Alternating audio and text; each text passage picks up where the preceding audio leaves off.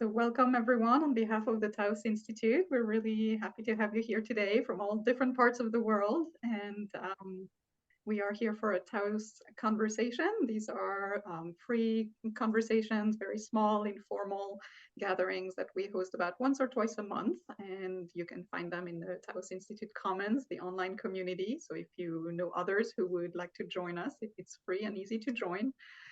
We are recording the conversation, so you can feel free to share the link. It will also be available in the Taos Institute Commons and on our YouTube channel. So those are available to be shared far and wide. So we appreciate your support with that.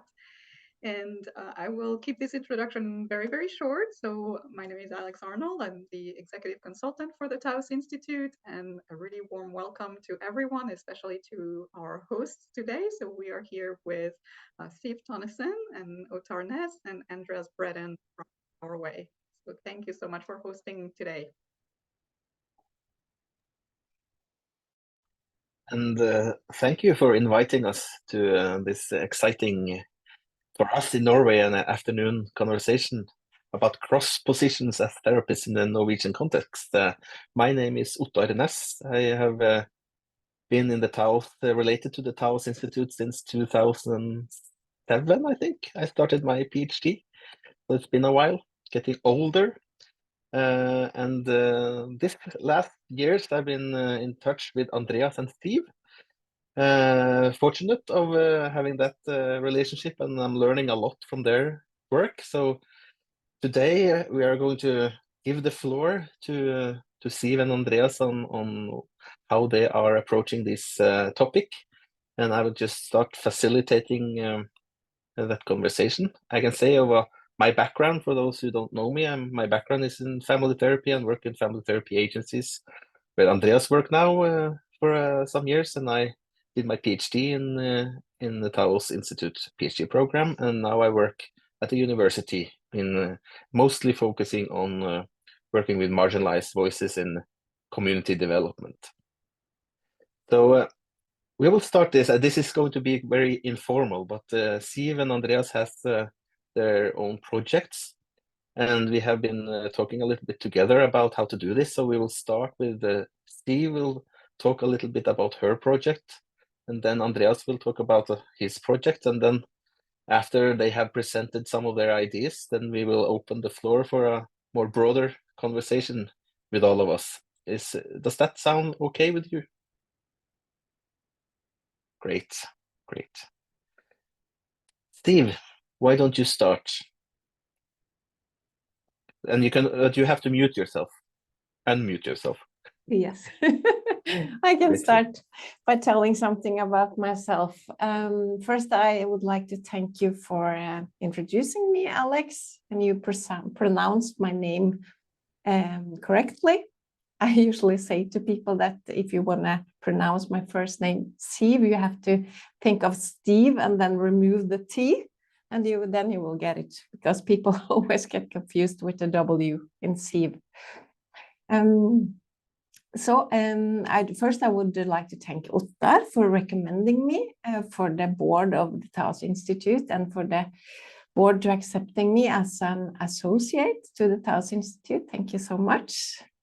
And then having the opportunity to share something today about my research interests. That's really nice. As Ottar, I think Ottar, you and me met at VID some 10-12 years ago when I was doing my master's degree in family therapy and systemic practice. I finished that degree in 2011. And in 2000, I'm going to talk a little bit about one of the papers I wrote in my PhD. I wrote a paper, an autoethnographic paper, because of having an experience as being sober, living a sober life since 2014. I stopped drinking alcohol almost 10 years ago. So this is one of the papers in my PhD, and which I think captures the theme of the talk today, the cross positions. So in this paper, I write about being in all of a sudden being in a client position when you're used to being in a therapist position, and what kind of knowledge and not at least ethics you can learn. I have learned from alternating between the two positions. So this is part of one of the papers in my PhD where I write about meanings in everyday life from different perspectives, from the perspective of professionals and perspectives of first person perspective, the people who are in recovery from mental health challenges or substance abuse challenges. So the overall, you can say that one of the overall goals in my PhD thesis is to look at the similar research question from different positions, and kind of making the knowledge that it depends which position you take when you look at something.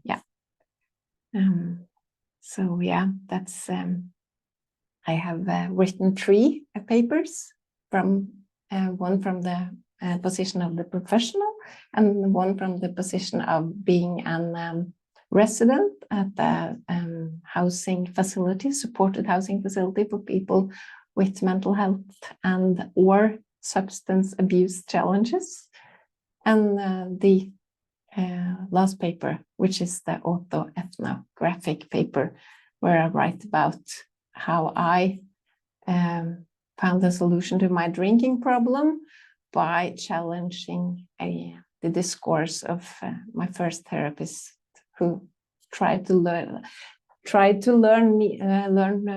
make me learn how to drink alcohol with control.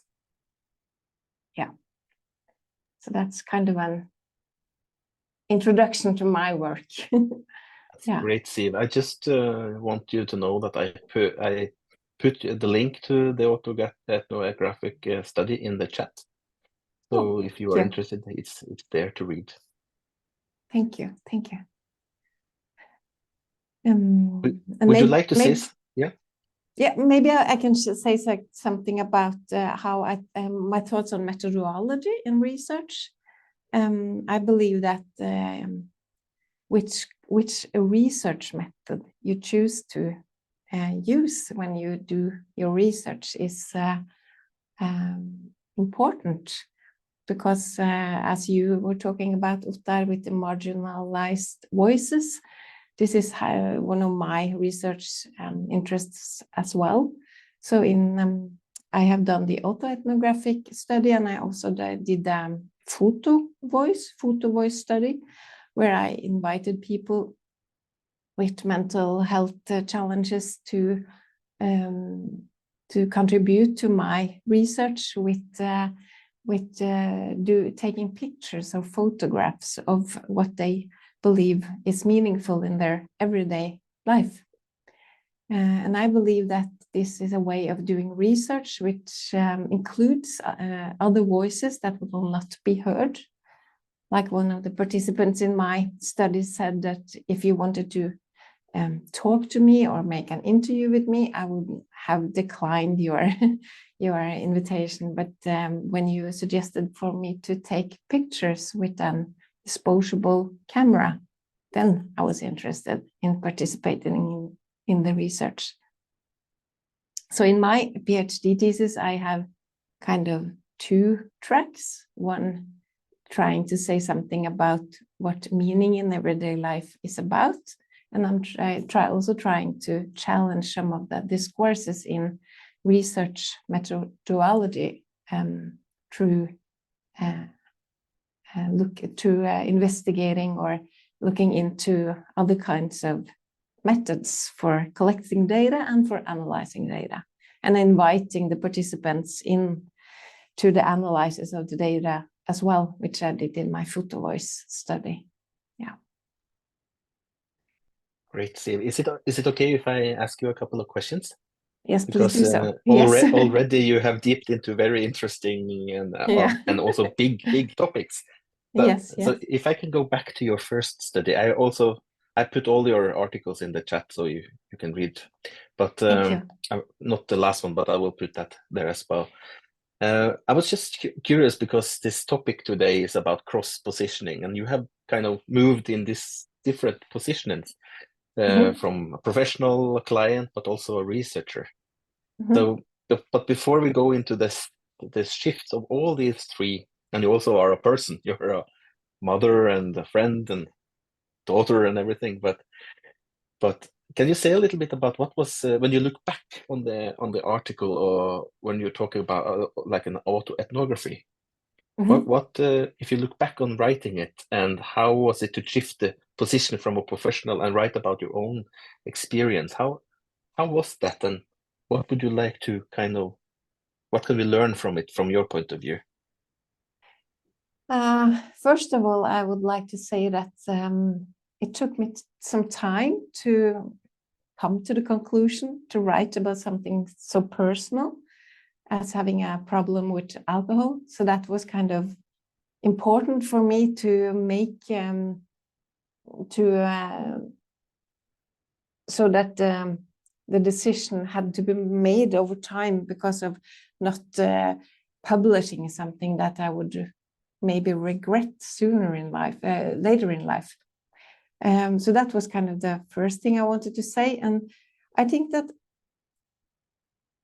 one of my biggest ideas or thoughts about this division between being a therapist and being a client is that I would like to kind of bridge the gap in some way, and reminding people that clients, or the people we call clients, is more than just a client, and the people we call therapists are more than just therapists.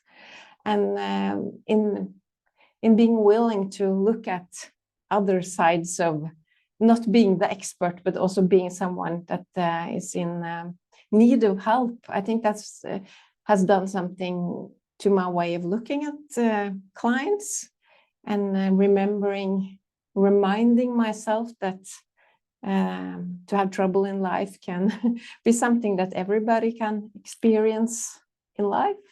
And I think it's my experiences with when I share with people that are usually in the position of being a client, something about my own life, it's kind of open up the dialogue in a different way, because we become more alike in some way that is, I think, is helpful.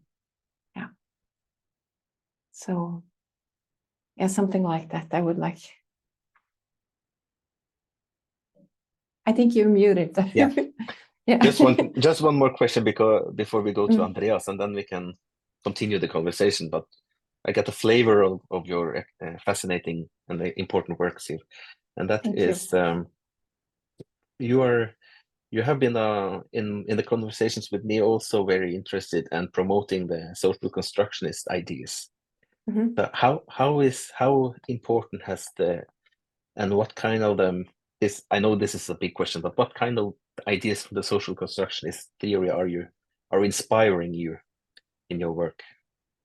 Oh, that's a big question, but I can say I'm that sorry. Yeah, I can say that when I wrote my bachelor thesis back in, I think, 2001, I became familiar with the idea of social construction. So it has really followed me all the way through my academic career and through my life. And I believe I really had some trouble when I was writing the autoethnographic paper, because I was troubled by the idea of, because I call myself an alcoholic in the paper, and I was really troubled by the idea that maybe I have to leave the social construction idea because of making this kind of essentialistic idea about myself. And then I was saved by the thought that I can socially construct myself as anybody, you can say. So this idea of constructing myself as an alcoholic and also as an academic and also as a therapist. So, and this is some of the really important ideas in practice and in life and in academic writing and all that, what we call positions, or what kind of the way we label people is an expression of social. It's just an expression of how we interpret and how we make meaning of something, and it can be made meaning in a different way. The constructions can be different. And that is something I try to show in my work. Yeah. So yeah, this is my foundation for all of my work, you can say. Yeah. Yeah. Wonderful. Thanks, Siw. Is it okay with you if we go to Andreas now, and then we'll come back to, of course, this and other ideas after? Thank you. Thank Andreas, you so much. Can we invite you into the conversation? And who are you at the moment? We can't hear you, Andreas.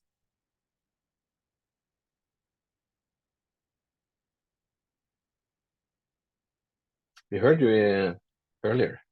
Okay, you'll reconnect. We will get back to Andreas then.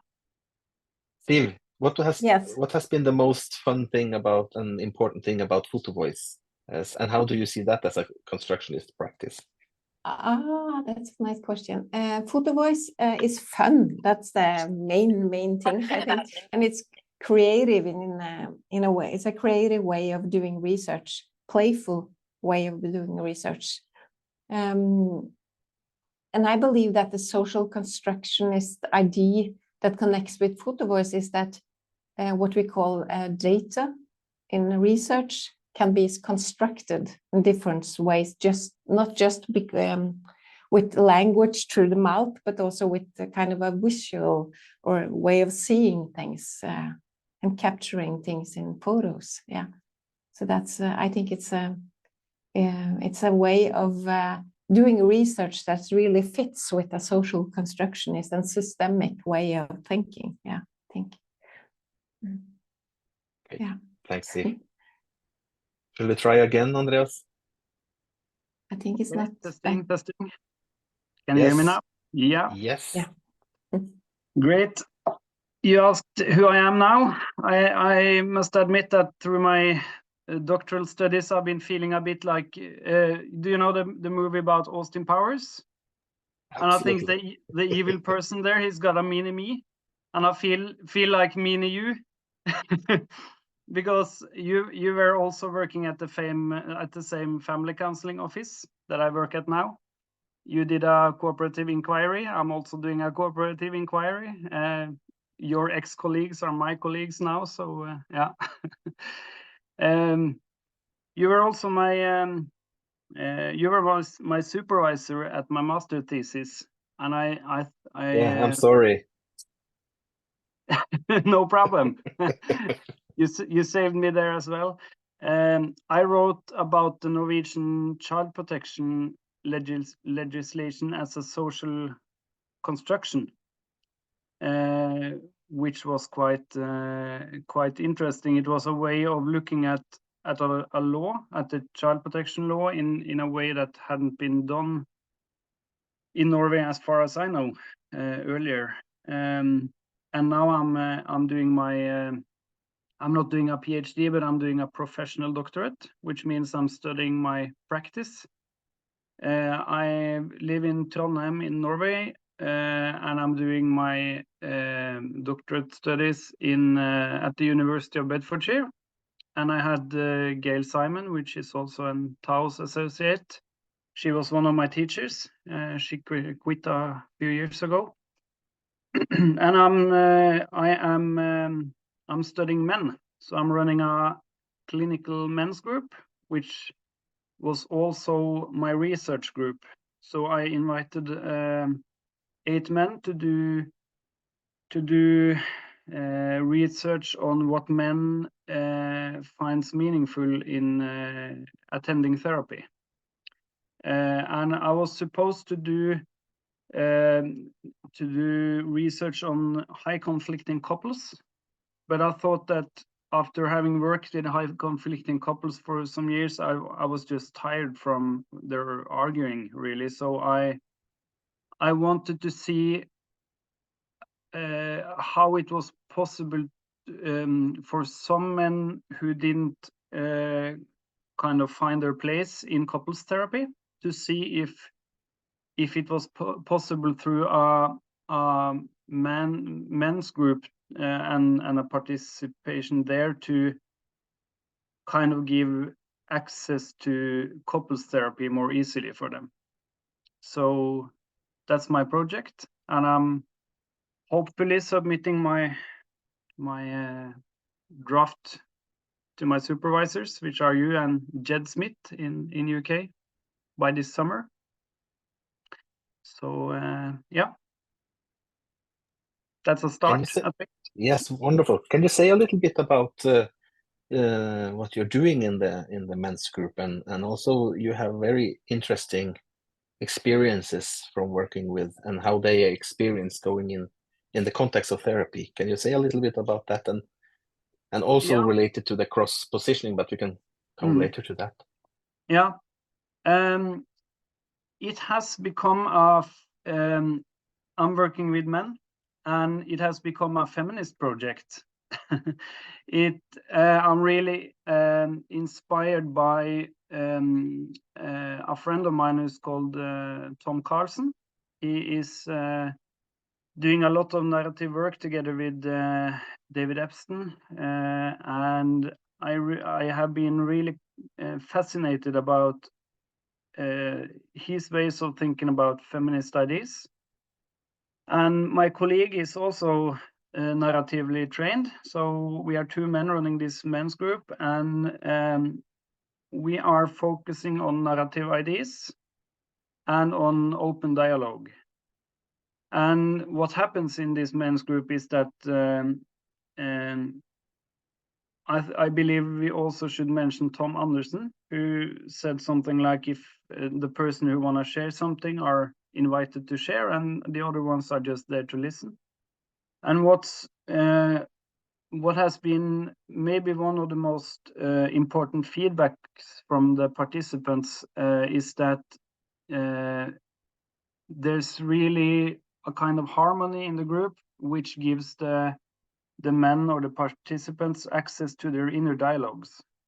And that's maybe one of the most important things for them, to share a space and some time together with other men, and to listen to the other men's stories. And it doesn't have to be stories which they don't have to kind of agree or find something similar. It might be stories that are quite opposite to their own values. So yeah, just sharing stories and listening to their own voices, that's one of the most important things. And speaking about positions, what I'm doing, my analysis method is called the Listening Guide by Carol Gilligan. And what's interesting is that 8 minutes and 18 seconds into the first group meeting, that's when the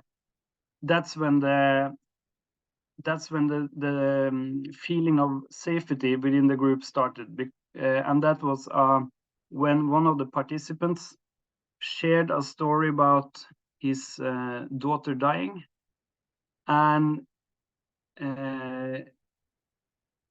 it was kind of this leap of faith. Is that an English expression? He kind of did this leap of faith, and he just trusted the other men, and from that second, I can almost hear in the sound recordings that there was something happening, and the men started to trust each other. So instead of sharing how old they were, about their family background, how many kids they have, they started to go straight to the important kind of narratives or stories about what's important to them in their lives. So yeah. And the group also emphasized the importance of me and Espen, my colleague, sharing on the same level as they. So this in Norway, there's at least the way I see it is that there's a context where you are having something called private and you have something called personal, which is the part of private you can share into your professional life. So there are these three domains, and what the men or the participants have emphasized is that we have kind of moved the border for what's allowed to share from our private life, and not only allowed, we are the participants have almost demanded that we share on the same level as they do as group facilitators. And that has been one of the feedback about how the group have become so a safe place and a feeling of harmony is because we as facilitators have shared stories from our own lives. So the position has kind of changed into a more kind of private therapist position. Can I ask a question there, Andreas? Because the notion of harmony, can you say a little bit about that? Because sometimes the notion of harmony can kind of be that we are all in agreement and don't challenge each other's ideas or experiences, so forth. Can you elaborate a little bit of how you experience and describe harmony in that context? Yeah, it's not a kind of harmony where everybody agrees. If someone says something that's on the outside of the ideas of raising a child, being a father, there are protests. But I think I see the challenging views or the ways of challenging or even opposing ideas is done in a harmonic way.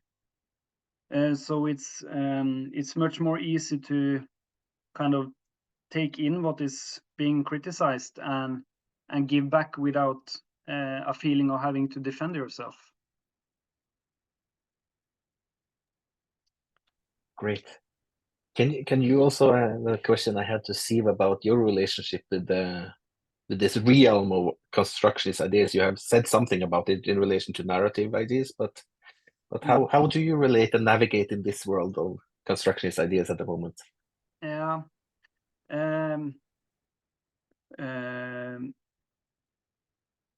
My data material, or I use sound recordings as data, and I'm in the listening guide. You're supposed to listen to different voices, and the usual way is to listen to each participant's different voice. But I'm looking at my project as a social constructionist project where all voices are kind of it's a cooperation and inquiry into what it means to be a man. So it's a collective way. So I'm looking at the collective voice for the 8 men being, or 10, because our voices also are voices that are kind of forming and challenging the discourses. So that's one way to look at it, at least. I don't know if it's a good answer, but it's an answer. The best answers are coming from you. So thanks. How is it, Siw and Andreas? We have used about half an hour now to just put up some of your ideas and comments. Before we can invite everyone to have questions and thoughts, are there anything specific you would like to say? I just wanted to. Sorry, I just wanted to thank you, Andreas, for sharing about your project, because it was really nice to listen to, and I see some similarities with my project, and the collective voice listening guide was really nice, interesting. Thank you. Thanks. I was wondering about, we wrote something about Norwegian context, so maybe maybe it would be good to say something about what we are Yes. understanding about the context. Good idea. Go ahead, Andreas, if you would like to start. Yeah, I think I already mentioned it, but it's related to these 3 domains of private, personal, and professional, and how it's possible to take different positions, and some positions are even overlapping some of the domains. I see you nodding, Siw. So yeah, this is not something I have explicitly wrote about in my work, but it echoes something from both my academic thinking and practice. When I used to work in Oslo with young people as a social worker, we always talked about it's in Norway we usually say it's okay to be personal but not to be private as a professional, maybe yeah, and this way of dividing me as a person into something private, something professional, something personal. It's a what can you say, it's a big discourse within professional helping practice in Norway, I think. I don't know if it's like that in other contexts when we talk about the Norwegian context. So I recognize this. Yeah. And if I may, I'd like to add that it doesn't mean that I don't have any values, because I believe I have quite strong values, and I have strong.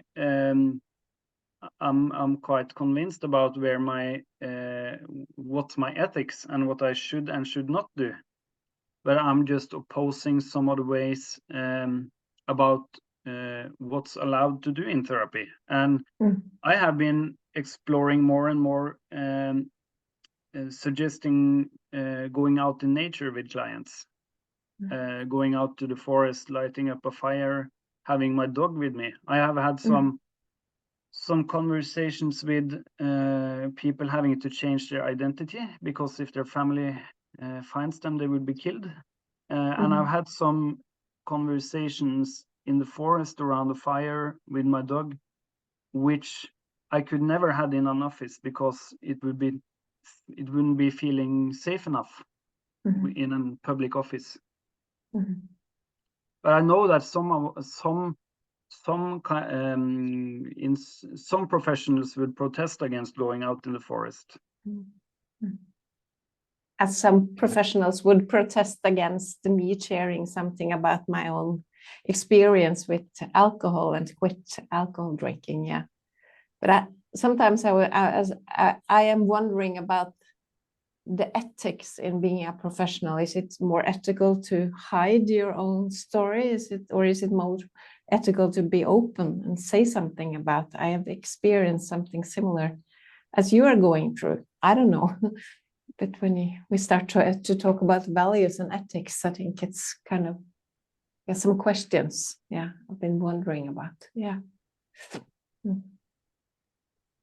Thanks. And it can be difficult sometimes to kind of look what is context specific, country specific, for example, in Norway or the Western world or in the other cultures. So it's interesting to hear what are the big discourse of being a professional in Norway, as you were, and we are maybe, I'm not sure if you agree, but we are in a big discourse of individualistic ideas, also of professional thinking about performing and performance and the new public management as well. So that also runs the discourse of who we can be and operate as therapists. I put an article that you wrote, Andreas, in the chat as well in the Murmurations. Can you say a couple of words about that article, if you remember you've written it? Yeah, that was a workshop I held in Lake District in UK a few years ago about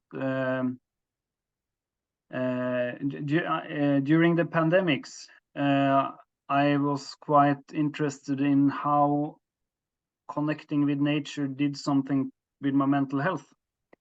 And I read an article from, I think it was Tokyo, where people having this nature connection were less depressive, anxious, etc. And so I wanted to just to check out how making a movie could challenge the ways we think about nature connection. So it was more an experience than an article, but yeah. Yeah, it's a video, isn't it? Yeah, it's a video as well. Yeah. Great. But thanks, Siw and Andreas, for giving you a little window into your world. I'm just considering now if we can have the space open for the last 20 minutes. So if people have responses or questions or reflections on some of the ideas, or of course questions to Siw and Andreas, please feel free to pop in.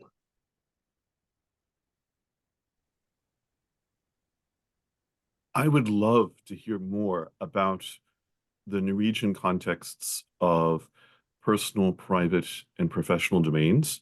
I find that a really fascinating context. And Steve, from Steve to Steve, a question. And that is, you mentioned how you're grappling, you're questioning this idea of the role of therapist with client in terms of how much of your own experience you share, and if that is ethical, unethical, etc. And I find that to be really interesting in terms, culturally speaking. I'm in education. I'm not in therapy, so education is my background, and I working in different cultures, Mexico, for example, and I'm wanting to learn much more about Norwegian contexts in those connections. So, and I would love to hear more about what the meanings are of the private, personal, professional, and also this connecting with the idea of sharing or not your own personal experiences in a professional context.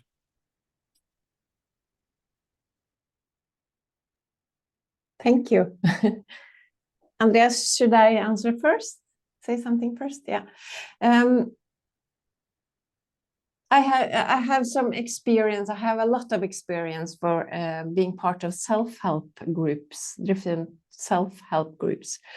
And maybe I can say something like when you share or you're part of a group where nobody is the expert, but everybody is the expert.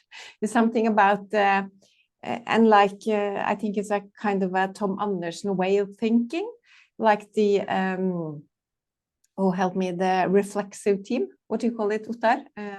Is it the reflexive team? Yeah, yeah. Reflective team. Yeah. A reflective team. It's something like if you just listen to people talking about something, you're free to catch whatever you want, and you can let other things go.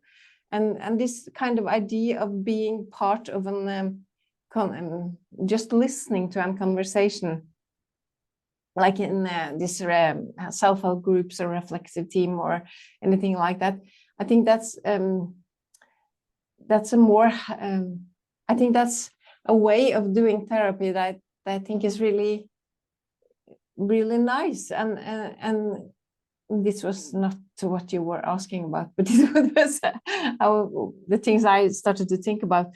But between the private, the professional, and the personal, I really have struggled with. I know something about the professional because this is what I learned in my training as a therapist and things like that. And I usually have some difficulties to divide between the private and the personal. Where is what is connected to the private domain and what is connected to the personal, and I think it's kind of blurry in between, and it's personal in the way that what's private for me is maybe it's not private for you, Stephen, or Ottar, or anybody else. So this is a way of talking within the Norwegian therapist context that I think is a lot of taken for granted, a lot of taken for granted that you know what we understand, and I'm not sure that we all agree on what belongs to which domain. Yeah. I don't know if I answered your question, but this is what popped into my head. Yeah, thank you for the question. Do you have any thoughts, Andreas, on this, or anyone else? Please feel free to pop in.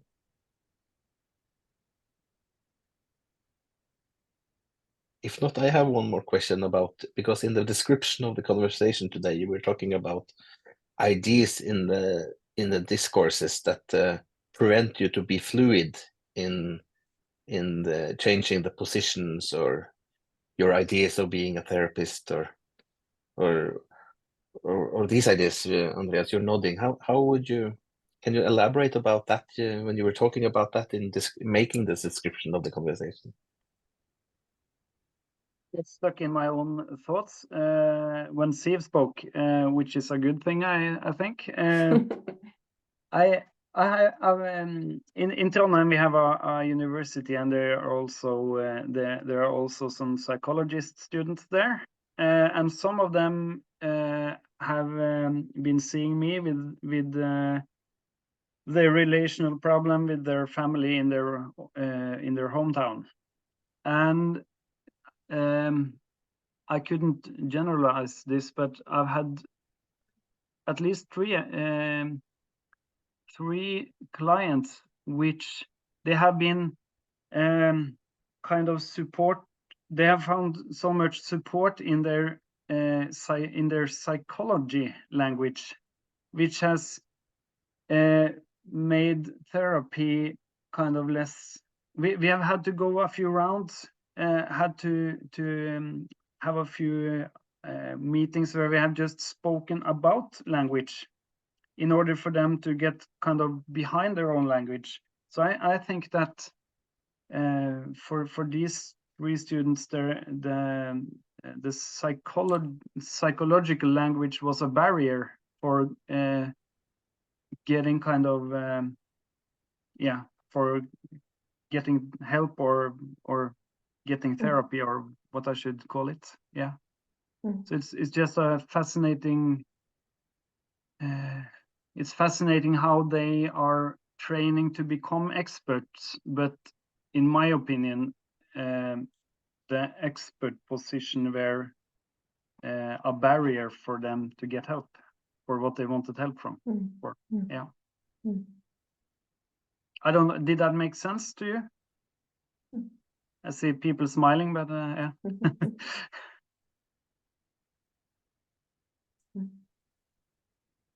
Yeah, definitely.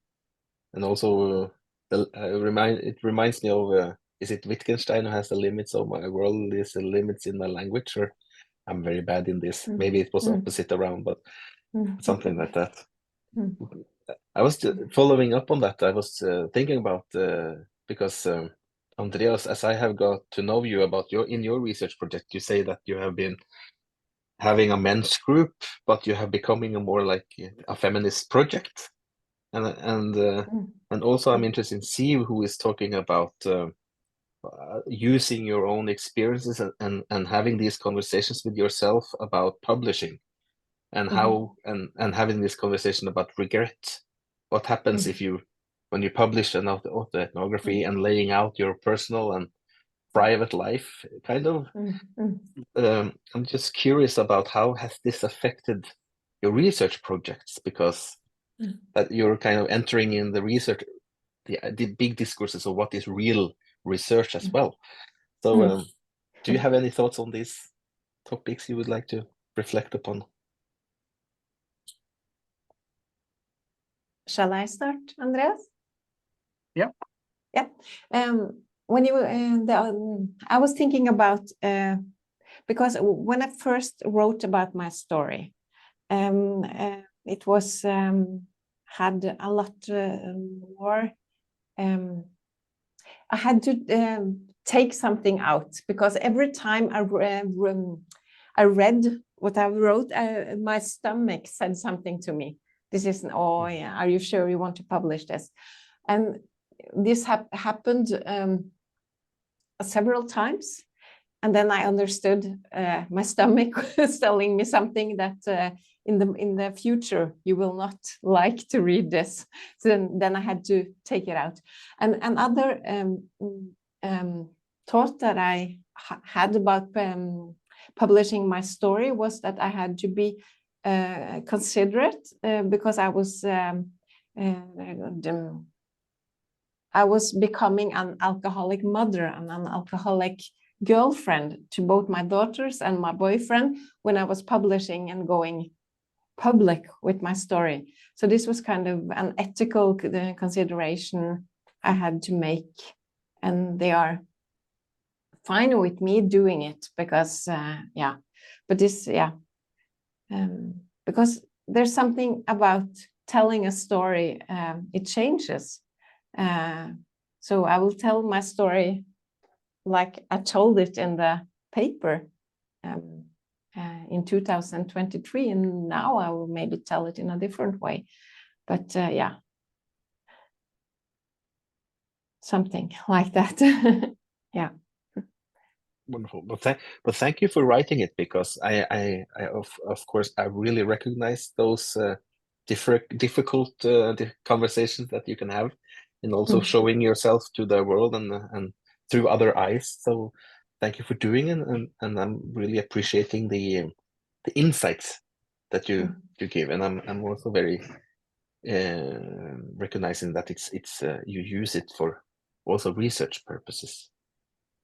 Yeah, and that's one of the things with the autoethnographic, the critique against autoethnographic is it can be what you call it in English, navlebeskuende. It can be about also if you focus too much on the author, the subject, or the self, and not the ethno part of it, the culture and the discourses and the social constructions, then it's just going to be a what you call it, show of project or something. But you have to, and then you have to, I believe that you have to take some kind of theory into the paper as well. So I used Gregory Bateson's cybernetics of self, which is something he wrote about alcoholism, which really made it possible for me to rub my story against something within theory and in culture and in ethno. So that made it more than just a personal story you can read in some kind of magazine or something. Yeah. Yeah.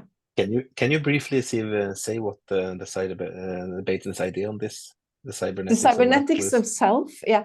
Usually we're used to reading Bateson talking about more relational things, but in between people. But this is kind of an idea that the alcohol, something he calls the alcoholic personality, is kind of a closed system, self system, which keeps the alcoholic in a what he calls a symmetrical battle with self. Shall I drink today or shall I not drink today? Which affects the mental state and keeps the alcoholic in kind of a fight with the alcohol or the bottle, as he says. And he says something about, because he used to work at a hospital in the 50s trying to help alcoholics, and he says something that I think is quite poetic. He says that I fear that I helped them not at all, because he didn't recognize this kind of mechanism that he has learned, that alcoholics is a way of understanding alcoholics, that you become a closed cybernetic self system, that you have to break free from that, and yeah, in order to solve the problem. Yeah, it's kind of something like Wonderful. That. Yeah. Wonderful, Siw. Thanks for sharing. And it's Andreas, a really nice Bateson article. If people haven't read it, I would really recommend it. Yeah. Yes. Is it called the cybernetics of self? The article? Yeah. A theory of cybernetic of self, a theory of alcoholism. Great. Thanks, Siw. Thanks for sharing. Andreas, would you like to reflect something about how about you in being a man and how you experience that in both the therapy and the research and moving into feminist ideas? Yeah, it really gives meaning what you say, Siw, about how the stories change. I've also written some autoethnography about how I have become a man.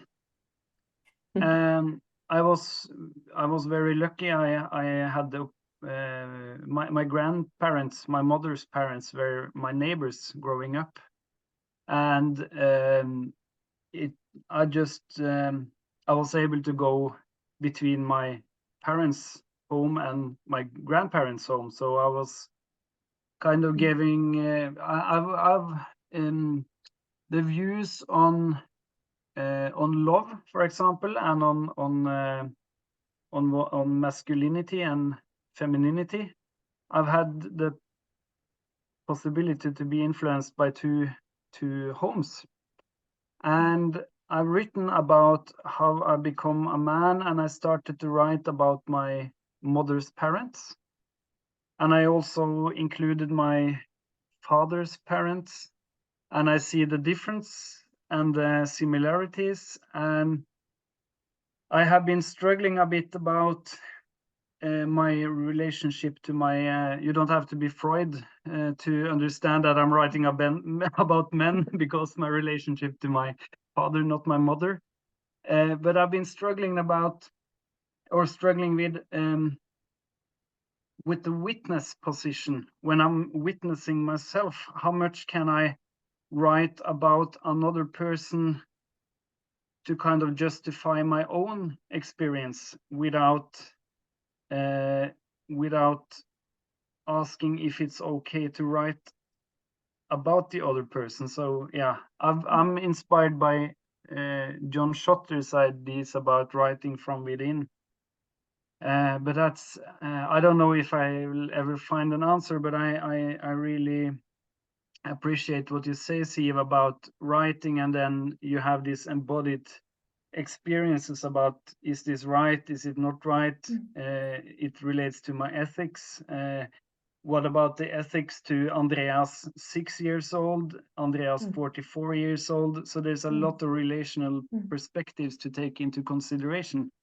Yeah, so it's a really interesting topic, being a witness to yourself. Wonderful. Thank you both. I'm just mindful of time. We have 5 minutes left. And first of all, I would like to thank you for sharing. And also, as a community of the Taos Institute, being a Taos Associates myself, is welcoming to a very inspiring and multi-voiced group, where there are so many different experiences and projects and everything. So I'm so happy that you are part of this group and to share and connect with the people. So I would to end today, I would like to invite you, Andreas, and see if there is anything you would like to say at the end to close this conversation with. I just want to say thank you for the opportunity, and thank you for listening. Yeah, thank you. Thank you, everybody, for listening to us, and thank you for the opportunity. Tusen tack. Wonderful conversation. Steve is learning Norwegian now. Yeah, that's Okay. good. But thank you all. And if there is anything at the end here, please share. But Alex, I give the word to you to take over and close for us. Yes, thank you so much. Thank you, Ottar, for facilitating the conversation, and Siw and Andreas for sharing your work and your stories. I really appreciate your time. And thank you, everyone else, for joining us. So again, you're welcome to watch the recording, spread the recording, and explore other resources and events in the Taos community. So we very much appreciate you being here. Thank you, everyone. Thank you, and bye-bye. Bye now.